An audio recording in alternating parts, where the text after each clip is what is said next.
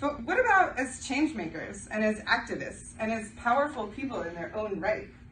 It dawned on me in college, and then many times again in my career as misheard media, that many girls and women that we read about in history were actually teenagers, and they were not thought of that way in their lifetime, or even in the historical record. And part of that is because the way we think of being a teenager and adolescence and childhood didn't really exist until the 1900s.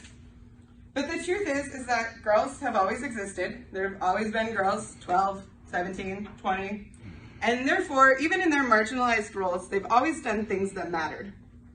And 100 years ago, we just didn't think about this in the same way.